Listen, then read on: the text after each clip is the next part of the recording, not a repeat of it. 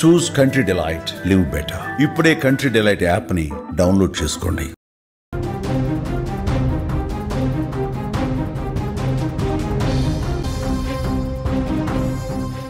Breaking news చూస్తున్నాం. Jubilee Hills bypoll race heat ఎక్కిస్తోంది. Ticket కోసం కాంగ్రెస్లో పోటీ ఎక్కువైంది. ఈసారి టికెట్ నాకే అని నవీన్ యాదవ్ చెప్తున్నారు. ఇప్పటికే ప్రచారం కూడా మొదలు పెట్టేసిన పరిస్థితుంది. అధిష్టానం ఆశీస్సులు తనకే ఉన్నాయని ఒకవైపు అజారుద్దీన్ కూడా చెప్తా ఉన్నాడు. టికెట్పై ఫిరోజ్ ఖాన్, బొంతు రామ్మోహన్, విజయరెడ్డి వీళ్ళు కూడా ఆశలు పెట్టుకున్నటువంటి పరిస్థితి ఉంది. ఈ నేపథ్యంలో గ్రేటర్ హైదరాబాద్లోని జూబ్లీ హిల్స్ అసెంబ్లీ నియోజకవర్గానికి బైపోల్ సమరం మరింత హీట్ పుట్టిస్తోందని చెప్పాలి. Jubilee hills BRS sitting MLA Maganti Gopinath మరణంతో రానున్న ఉప ఎన్నికల్లో బరిలో దిగి సత్తా చాటేందుకు కాంగ్రెస్ ఉవ్విళ్లూరుతోంది. టికెట్ కోసం విపరీతమైన పోటీ అధిష్టానానికి తలనొప్పిగా మారిన పరిస్థితుంది. 6 డజన్ మంది లాబింగ్ చేస్తూ ఉన్నారు.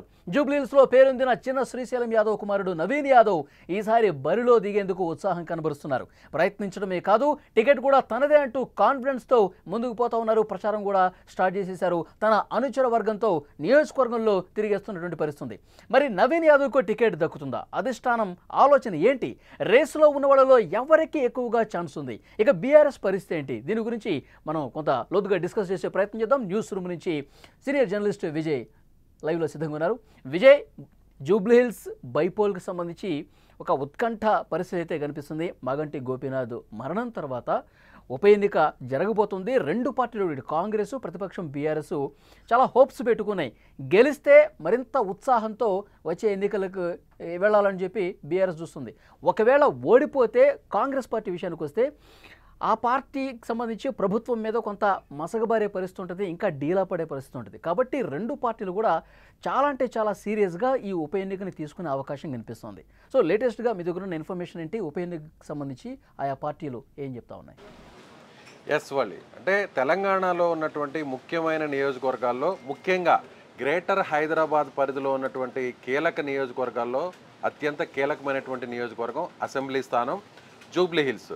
హైదరాబాద్ పేరు చెప్పగానే ఎవరైనా కూడా హైదరాబాద్కి గుండెకాయ లాంటి ప్రాంతం ఏది అంటే అందరూ కూడా జూబ్లీ హిల్స్ అంటారు.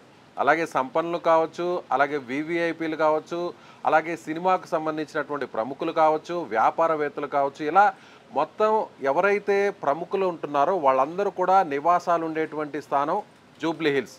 అలాంటి జూబ్లీ హిల్స్లో ఉప ఎన్నిక జరిగింది. అంటే జూబ్లీ హిల్స్కి సిట్టింగ్ ఎమ్మెల్యేగా ఉన్నటువంటి మాగంటి గోపీనాథ్ ఆయన అనారోగ్యంతో ఇటీవల చనిపోవడంతో ఇప్పటికే 3 సార్లు ఆయన బీఆర్ఎస్ పార్టీ నుంచి గెలవడం జరిగింది. 2 సార్లు బీఆర్ఎస్ పార్టీ తరఫున గెలిచారు. అలాగే ఒకసారి తెలుగుదేశం పార్టీ తరఫున గెలుపొందినటువంటి మాగంటి గోపీనాథ్ హఠాత్తుగా ఆయన అనారోగ్యంతో చనిపోవడంతో ఇప్పుడు ఉప ఎన్నికలు జరిగేటువంటి అవకాశం ఉంది. చనిపోయిన తర్వాత 6 నెలల లోపల ఈ ఉప ఎన్నికలు వచ్చేటువంటి అవకాశం ఉంది. అయితే ఈ ఉప ఎన్నికలు కాంగ్రెస్ పార్టీకి, ముఖ్యంగా కాంగ్రెస్ ప్రభుత్వానికి ఒక రకంగా చెప్పాలంటే సీఎం రేవంత్ రెడ్డికి ఈ ఎన్నిక చాలా ప్రెస్టీజియస్గా మారేటువంటి అవకాశం ఉంది. అదేవిధంగా బీఆర్ఎస్ కూడా అదే స్థాయిలో ఇది ఒక రకంగా బీఆర్ఎస్ పార్టీ పరువును కాపాడుకోవాలంటే, అంటే ఇంకా ఎక్కడ కూడా ముఖ్యంగా గ్రేటర్ హైదరాబాద్ పరిధిలో బీఆర్ఎస్ పార్టీ 2023 ఎన్నికల్లో జరిగినటువంటి గత ఎన్నికల్లో బీఆర్ఎస్ పార్టీకే అత్యధిక స్థానాలు ఇక్కడ వచ్చాయి. తెలంగాణ కంటే కూడా మిగిలినటువంటి ప్రాంతాల్లో బీఆర్ఎస్ పార్టీకి చావుదెబ్బ తగిలినప్పటికీ హైదరాబాద్లో, ముఖ్యంగా గ్రేటర్ హైదరాబాద్ పరిధిలో బీఆర్ఎస్ పార్టీ అనూహ్యంగా ఎక్కువ స్థానాలు ఇక్కడ గెలుపొందింది. అయితే కాంగ్రెస్ పార్టీ కేవలం 1 స్థానం కూడా ఇక్కడ గెలుపొందినటువంటి పరిస్థితి. ఆ తర్వాత జరిగినటువంటి ఏదైతే కంటోన్మెంట్ ఉప ఎన్నిక, ఏదైతే సాయన్న కుమార్తె ఎవరైతే లాసియా నందిత ఉన్నారో ఆమె కూడా రోడ్డు ప్రమాదంలో చనిపోవడంతో కాంగ్రెస్ పార్టీ అధికారంలోకి వచ్చిన తర్వాత జరిగినటువంటి ఉప ఎన్నిక, ఆమె చనిపోయిన తర్వాత జరిగినటువంటి ఉప ఎన్నికలో కాంగ్రెస్ పార్టీ ఆ స్థానాన్ని కైవసం చేసుకుంది. అంటే కాంగ్రెస్ పార్టీకి 1 స్థానం కూడా రాకపోయినప్పటికీ ఆ తర్వాత జరిగినటువంటి కంటోన్మెంట్ ఉప ఎన్నికల్లో చాలా వ్యూహాత్మకంగా వ్యవహరించింది కాంగ్రెస్ పార్టీ. సర్వేలు నిర్వహించింది. ఆ సర్వేల్లో వచ్చినటువంటి ఫీడ్బ్యాక్ ఆధారంగా కాంగ్రెస్ పార్టీ, ముఖ్యంగా రేవంత్ రెడ్డి అక్కడ బీజేపీ నుంచి వచ్చినటువంటి శ్రీ గణేష్ అనేటువంటి ఒక వ్యక్తిని అక్కడ నిలిపించి ఆయన్ను ఎమ్మెల్యేగా మంచి మెజారిటీతో గెలుపొందారు. బీఆర్ఎస్ పార్టీకి సంబంధించినటువంటి ఎవరైతే పోటీ చేసినటువంటి లాసియా నందిత సంబంధించిన చెల్లెలు అక్కడ పోటీ చేసినప్పటికీ కూడా ఆమె 3వ స్థానానికి పరిమితం అయిపోయింది. 2వ స్థానంలో బీజేపీ అభ్యర్థి నిల్చున్నారు. కాబట్టి ఇప్పుడు జరిగేటువంటి ఈ ఉప ఎన్నిక కూడా కాంగ్రెస్ పార్టీకి చాలా ప్రెస్టీజియస్గా మారింది. అలాగే బీఆర్ఎస్ పార్టీ కూడా చాలా ప్రెస్టీజియస్గా మారింది. ఒక రకంగా చెప్పాలంటే ఇది కేటీఆర్ వర్సెస్ రేవంత్గా ఈ ఎన్నికని చెప్పవచ్చు. ఇకపోతే కాంగ్రెస్ పార్టీకి సంబంధించి ఎవరెవరు బరిలో ఉన్నారు, కాంగ్రెస్ పార్టీ అధిష్టానం ముఖ్యంగా రేవంత్ రెడ్డి ఎవరో వైపు మొగ్గు చూపే అవకాశం ఉంది, ఇక్కడ టికెట్ ఎవరికి దక్కే అవకాశం ఉంది అనేది ఒకసారి మనం పరిశీలన చేసినట్లయితే గత ఎన్నికల్లో ఇక్కడ పోటీ చేసినటువంటి వ్యక్తి మాజీ క్రికెటర్, మాజీ ఎంపీగా ఉన్నటువంటి అజరుద్దీన్ ఇక్కడ జూబ్లీ హిల్స్ నుంచి కాంగ్రెస్ పార్టీ అభ్యర్థిగా ఆయన పోటీ చేసి గోపీనాథ్ చేతిలో, మాగంటి గోపీనాథ్ చేతిలో ఓడిపోవడం జరిగింది. అయితే మళ్ళీ తిరిగి అజరుద్దీన్కే టికెట్ ఇస్తుందా లేదంటే కొత్త వ్యక్తికి ఇచ్చేటువంటి అవకాశాలు ఉన్నాయనేటువంటి ఒక పరిశీలన కూడా జరుగుతుందని చెప్పుకోవచ్చు. అయితే గతంలో యాదవ్ చాలా ఉత్సాహంగా కనిపిస్తూ ఉన్నారు కదా, ఇప్పటికే నియోజకవర్గంలో కలిగి తిరుగుతూ ఉన్నారు, సీట్ నాదే, అధిష్టానం ఆశీస్సులు కూడా నాకే ఉన్నాయని చెప్తా ఉన్నారు. మరి నవీన్ యాదవ్కి ఎంతవరకు అధిష్టానం అవకాశం ఇచ్చే పరిస్థితి అంటారు? ఎస్, నవీన్ యాదవ్ ఇక్కడ మనం చాలా కీలకంగా మాట్లాడాల్సినటువంటి వ్యక్తి నవీన్ యాదవ్. ఎందుకంటే జూబ్లీ హిల్స్లో గత కొన్ని పర్యాయాలుగా కాంగ్రెస్ పార్టీ ఇక్కడ గెలవపోవడానికి కారణం కూడా నవీన్ యాదవ్. చిన్న శ్రీశైలం యాదవ్ కుమారుడుగా ఉన్నటువంటి నవీన్ యాదవ్ ఈయన స్థానికంగా ఉన్నటువంటి చాలామంది బస్తీల్లో కావచ్చు, చాలా ప్రాంతాల్లో కూడా చాలా మంచి పట్టున్నటువంటి కుటుంబానికి సంబంధించినటువంటి వ్యక్తిగా నవీన్ యాదవ్ని చెప్తారు. శ్రీశైలం యాదవ్కు హైదరాబాద్లో ముఖ్యంగా జూబ్లీ హిల్స్ ప్రాంతంలో ఆయన మాస్ ఏరియాలో మంచి గట్టి పట్టుందనే చెప్పాలి. గతంలో చిన్న శ్రీశైలం యాదవ్ కుమారుడు నవీన్ యాదవ్ కాంగ్రెస్ పార్టీని టికెట్ని ఆశించి జూబ్లీ హిల్స్ నుంచి పోటీ చేయాలని భావించారు. అయితే అజరుద్దీన్కి అధిష్టానం నుంచి ఆశీస్సులు ఉండడం, అధిష్టానం వద్ద మంచి పలుకుబడి ఉన్నటువంటి నేపథ్యంలో అజరుద్దీన్కి ఈ సీటుని కేటాయించారు. అజరుద్దీన్కి జూబ్లీ హిల్స్ 2వ జాబితాలో జూబ్లీ హిల్స్ టికెట్ని ఇచ్చినటువంటి నేపథ్యంలో నవీన్ యాదవ్ మళ్ళీ రెబల్ అభ్యర్థిగా పోటీ చేయాలనేటువంటి భావించినప్పటికీ కూడా నవీన్ యాదవ్కు రేవంత్ రెడ్డికి ఉన్నటువంటి సన్నిహిత సంబంధాల నేపథ్యంలో రేవంత్ రెడ్డి నేరుగా నవీన్ యాదవ్ ఇంటికి వెళ్ళి మరీ పోటీ చేయవద్దు, కాంగ్రెస్ పార్టీకి సపోర్ట్ చేయాలి, తిరిగి కాంగ్రెస్ పార్టీలో కొనసాగుతున్నప్పటికీ కాంగ్రెస్ పార్టీకి సపోర్ట్ చేసి అజరుద్దీన్ గెలుపుకు కృషి చేయాలని నేరుగా రేవంత్ రెడ్డి వెళ్ళి కోరినటువంటి పరిస్థితి. రేవంత్ రెడ్డి కోరిన మేరకు, ఆయన ఆ పిలుపు మేరకు నవీన్ యాదవ్ గత ఎన్నికల్లో రెబల్ అభ్యర్థిగా పోటీ చేయకుండా ఆయన ఎన్నికలకు దూరంగానే ఉన్నారు. అంతకుముందు జరిగినటువంటి ఎన్నికలను ఒకసారి మనం పరిశీలించినట్లయితే 2018 ఎన్నికల్లో నవీన్ యాదవ్ ఇండిపెండెంట్ అభ్యర్థిగా పోటీ చేశారు. ఇండిపెండెంట్ అభ్యర్థిగా పోటీ చేసి దాదాపు 18,000 పైచిలకు ఓట్లను ఆయన సాధించారు. అప్పుడు కూడా ఆయన కాంగ్రెస్ పార్టీకి సంబంధించినటువంటి టికెట్ను ఆశించినప్పటికీ ఆయనకు కాకుండా విష్ణువర్ధన్కి ఇచ్చారు. ఇక్కడ అప్పుడు కూడా మాగంటి గోపీనాథ్ బీఆర్ఎస్ పార్టీ అభ్యర్థిగా పోటీ చేసి గెలుపొందారు. అక్కడ వచ్చినటువంటి మెజారిటీని చూస్తే కేవలం 16,000 ఓట్ల మెజారిటీతో మాగంటి గోపీనాథ్ 2018 ఎన్నికల్లో గెలుపొందారు బీఆర్ఎస్ పార్టీ తరఫున. అంటే ఇక్కడ నవీన్ యాదవ్కి వచ్చినటువంటి ఓట్లు కేవలం స్వతంత్ర అభ్యర్థిగా పోటీ చేస్తేనే ఆయనకు వచ్చినటువంటి ఓట్లు 18,000 ఓట్లు, అక్కడ మెజారిటీ 16,000 ఓట్లు. ఒకవేళ నవీన్ యాదవ్ ఇండిపెండెంట్ అభ్యర్థిగా పోటీ చేయకుండా కాంగ్రెస్ పార్టీకే సపోర్ట్ చేసి ఉంటే ఖచ్చితంగా కాంగ్రెస్ పార్టీకి అక్కడ విజయ అవకాశాలు ఎక్కువగా ఉండే, పీజేఆర్ కుమారుడు విష్ణువర్ధన్ అక్కడ గెలిచే అవకాశం కూడా చాలా స్పష్టంగా ఉండేది.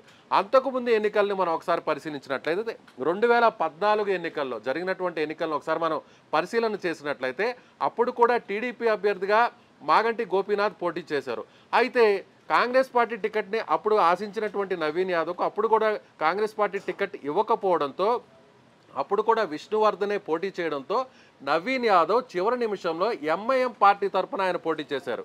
ఎంఐఎం పార్టీ తరఫున పోటీ చేసినప్పుడు నవీన్ యాదవ్ సెకండ్ ప్లేస్లో నిల్చున్నాడు. ఈ గోపీనాథ్కు, తెలుగుదేశం పార్టీ అభ్యర్థిగా పోటీ చేసినటువంటి గోపీనాథ్కు 50,000 ఓట్లు వస్తే నవీన్ యాదవ్ ఎంఐఎం అభ్యర్థిగా పోటీ చేసినప్పుడు 41,656 ఓట్లు వచ్చాయి. కాంగ్రెస్ పార్టీ నుంచి పోటీ చేసినటువంటి విష్ణువర్ధన్ 3వ స్థానానికి పరిమితం అయిపోయాడు. కేవలం 33,642 ఓట్లు వచ్చాయి. ఇలా చూసినప్పుడు అప్పుడు కూడా మెజారిటీ దాదాపు 20,000 పైచిలకు వచ్చినటువంటి పరిస్థితి. గడిచినటువంటి 3 ఎన్నికలకు చూసినా కూడా ఇండిపెండెంట్ అభ్యర్థిగా పోటీ చేసిన, ఎంఐఎం అభ్యర్థిగా పోటీ చేసిన నవీన్ యాదవ్ మార్కు చాలా స్పష్టంగా కనిపిస్తుంది. అదేవిధంగా రేవంత్ రెడ్డి ఆశీస్సులు కూడా నవీన్ యాదవ్కే ఉండే అవకాశాలు చాలా స్పష్టంగా ఉన్నాయని చెప్పుకోలేదు. ఎందుకంటే గత ఎన్నికల్లో ఆయన మాట ఇచ్చారు, హామీ ఇచ్చారు, ఈసారికి సైలెంట్గా ఉండండి, అజరుద్దీన్కి సపోర్ట్ చేయండి. అజరుద్దీన్ నేరుగా అధిష్టానం నుంచి టికెట్ తెచ్చుకున్నారు. అధిష్టానం మాటను మనం గౌరవించాలి, కాబట్టి మీరు ఎన్నికలకు దూరంగా ఉండండి, రెబల్గా పోటీ చేయొద్దు అంటూ కూడా రేవంత్ రెడ్డి విన్నపం చేసిన మేరకు చిన్న శ్రీశైలం యాదవ్ కుటుంబం ముఖ్యంగా నవీన్ యాదవ్ ఈ ఎన్నిక దూరంగా ఉన్నారు. అయితే ఇప్పుడు నవీన్ యాదవ్కు దాదాపుగా రేవంత్ రెడ్డి ఆశీస్సులు ఉన్నాయనే చెప్పాలి. మరొక వైపు నవీన్ యాదవ్ అటు ప్రజల్లో తిరుగుతున్నాడు, నేనే కాంగ్రెస్ పార్టీ టికెట్ నాకే రాబోతుంది, అభ్యర్థిగా నేనే పోటీ చేయబోతున్నానని ఆయన చెప్పుకుంటున్నారు. మరోవైపు అజరుద్దీన్ కూడా గత ఎన్నికల్లో తాను పోటీ చేసి ఓడిపోయాను కాబట్టి అధిష్టానం ఆశీస్సులు తనకే ఉన్నాయి కాబట్టి, అదేవిధంగా ముస్లిం ఓటు బ్యాంకు కూడా తనకే సపోర్ట్ చేస్తుంది కాబట్టి ఖచ్చితంగా మళ్ళీ తిరిగి నాకు అధిష్టానం టికెట్ ఇస్తుంది, మళ్ళీ నేను కాంగ్రెస్ పార్టీ అభ్యర్థిగా ఇక్కడి నుంచే పోటీ చేస్తాను, గెలుస్తాను అంటూ కూడా అజరుద్దీన్ ఆయన చెప్తున్నారు. అలాగే ఆయన కుమారుడిని కూడా ఆయన బరిలోకి తీసుకొచ్చారు. కుమారుడితో కలిసి గ్రేటర్ హైదరాబాద్ పరిధిలో ఆయన అనేక సేవా కార్యక్రమాల్లో పాల్గొంటున్నారు. అయితే ఇప్పుడు అధిష్టానం ఎవరి వైపు ఉంటుంది? రేవంత్ రెడ్డి సపోర్ట్ చేస్తున్నట్టుగా చిన్న శ్రీశైలం యాదవ్ కుమారుడు నవీన్ యాదవ్కు టికెట్ ఇస్తుందా, లేదంటే మైనారిటీలు ఎవరైతే ముస్లిం ఓటు బ్యాంకును ఉంది కాబట్టి మైనారిటీ అభ్యర్థిగా ఉన్నటువంటి అజరుద్దీన్కి టికెట్ ఇస్తుందా అనేది కూడా చూడాల్సినటువంటి పరిస్థితి. ఇంకొక ముఖ్యమైన విషయం, ఇంతకుముందు మీరు కంటోన్మెంట్ ఎగ్జాంపుల్గా చెప్పారు. అక్కడ కాంగ్రెస్ పార్టీ ఘన విజయం సాధించింది. తర్వాత 2వ స్థానంలో భారతీయ జనతా పార్టీ ఉంది. బీఆర్ఎస్ 3వ స్థానానికి పరిమితమైంది. అయితే గత అసెంబ్లీ ఎన్నికలకి కొద్ది కాలంలోనే ఈ కంటోన్మెంట్ ఉప ఎన్నిక జరిగిన పరిస్థితి ఉంది. సాయన్న కుమార్తె ఇంతకుముందు మీరు చెప్పినట్టు లాస్యానందిత అకాల మరణంతో ప్రమాదంలో చనిపోవడంతో ఈ ఎన్నిక జరిగింది. కాంగ్రెస్ విజయం వరించినటువంటి పరిస్థితి ఉంది. కానీ ఇప్పుడు సిచ్యువేషన్ ఏ విధంగా ఉంది? ఇప్పుడు తెలంగాణ అసెంబ్లీలో కాంగ్రెస్ గెలిచిన తర్వాత 1.5 సంవత్సర కాలం పూర్తయింది. హైడ్రా లాంటి అంశాలతో ప్రజలు చాలా తీవ్ర వ్యతిరేకత కాంగ్రెస్ ప్రభుత్వం మీద కనబరుస్తూ ఉన్నారు. ప్రజలకు ఇచ్చినటువంటి హామీల విషయంలో పూర్తిగా ఫెయిల్ అయిపోయిందని చెప్పి బీఆర్ఎస్ ఆరోపణలు చేస్తుంది. సో 1.5 కాలం గడిచింది కాబట్టి, 1.5 సంవత్సర కాలం ముగిసింది కాబట్టి ఇప్పుడు ఎన్నికల్లో ఇది తమకే అనుకూలంగా ఉందని చెప్పి బీఆర్ఎస్ చెప్తా ఉంది. సో వాస్తవ పరిస్థితులు ఏంటి, ఎలా ఉండబోతుందంటారు? సో గత ఎన్నికల్లో గ్రేటర్ హైదరాబాద్ పరిధిలో కాంగ్రెస్ పార్టీకి ప్రజలు మొగ్గు చూపలేదనేది చాలా స్పష్టంగా తెలిసింది. అయితే గ్రేటర్ హైదరాబాద్ మినహాయిస్తే మిగిలినటువంటి అన్ని ప్రాంతాల్లో కూడా మెజారిటీ స్థానాల్లో గెలుపొంది 65 స్థానాలను కైవసం చేసుకుంది కాంగ్రెస్ పార్టీ. అయితే ఎన్నికల తరువాత జరిగినటువంటి ఉప ఎన్నిక, దీన్ని మనం ఒక ఎగ్జాంపుల్గా ఖచ్చితంగా మనం ఇక్కడ మెన్షన్ చేయాలి. ఎందుకంటే కాంగ్రెస్ పార్టీకి గ్రేటర్ హైదరాబాద్లో ఒక్క సీటు రాకపోయినా కూడా ఆ తర్వాత జరిగినటువంటి ఉప ఎన్నిక కంటోన్మెంట్ ఉప ఎన్నిక, అప్పుడు కూడా ఇదే విధంగా లాస్యానందిత రోడ్డు ప్రమాదంలో చనిపోయారు. అప్పుడు ఆమె మీద చాలా సింపతి కూడా అయిపోయింది.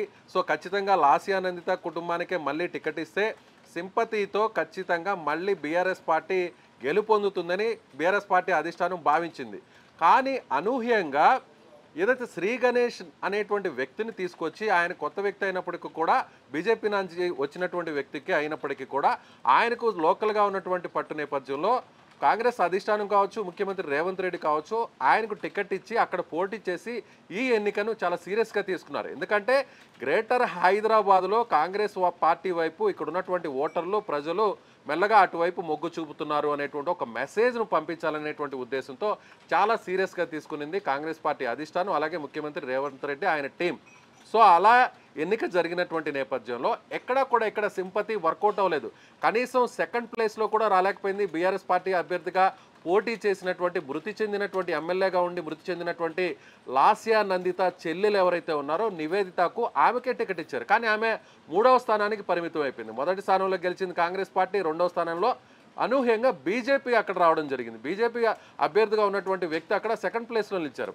సో ఇప్పుడు కూడా అదే విధంగా జరుగుతున్నటువంటి ఉప ఎన్నిక జూబ్లీ హిల్స్ ఉప ఎన్నిక. ఈ ఉప ఎన్నికలో కూడా ఏదైతే కంటోన్మెంట్ సీట్ని ఎలా అయితే కైవసం చేసుకున్నారో అదేవిధంగా ఈ సీటును కూడా కైవసం చేసుకోవాలని కాంగ్రెస్ పార్టీ భావిస్తుంది. ఇప్పటికే బీఆర్ఎస్ పార్టీ తరఫున గెలుపొందినటువంటి చాలామంది కార్పొరేటర్లు అటు కాంగ్రెస్ పార్టీ వైపు వచ్చేశారు.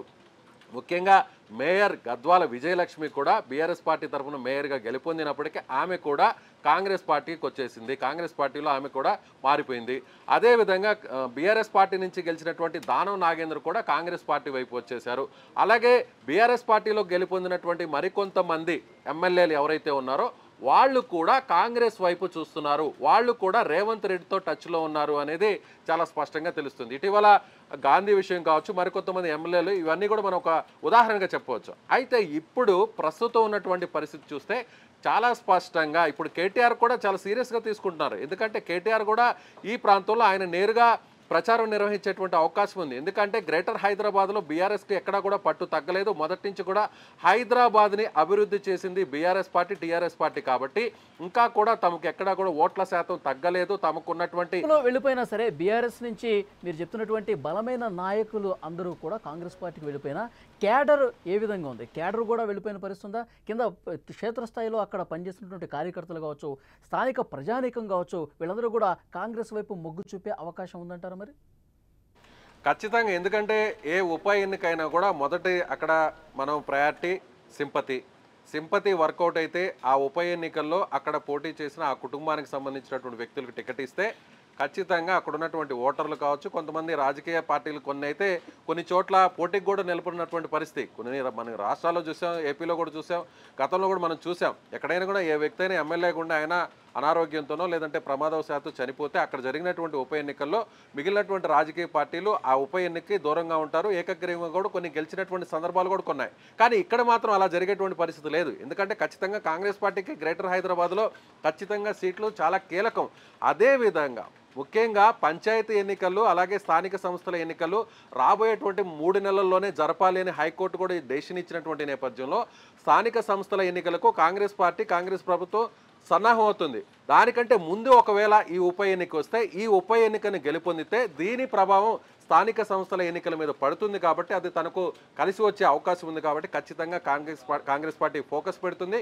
ఈ సీటును గెలుచుకునేందుకు సర్వశక్తులను ఒడుతుందని చాలా స్పష్టంగా చెప్పొచ్చు. పళ్ళి వెరీ మచ్. అది గ్రేటర్ హైదరాబాద్ పరిధిలోని జూబ్లీ హిల్స్ అసెంబ్లీ నియోజకవర్గం బైపోల్ ఒక హీట్ పుట్టిస్తుందని చెప్పాలి. రెండు పార్టీలు, కాంగ్రెస్ అలాగే బీఆర్ఎస్, రెండు పార్టీలు కూడా సై అంటే సై అంటున్నటువంటి పరిస్థితి ఉంది. ఇప్పటికే ప్రచారం కూడా మొదలుపెట్టినటువంటి పరిస్థితి ఉంది. సో నెక్స్ట్ ఏం జరగబోతుంది, అభ్యర్థుల ఎంపిక ఏ విధంగా ఉండబోతుంది, దాని తర్వాత పరిణామాలు ఎట్లా ఉంటాయన్నది కూడా రాబోయే కాలంలో చూద్దాం.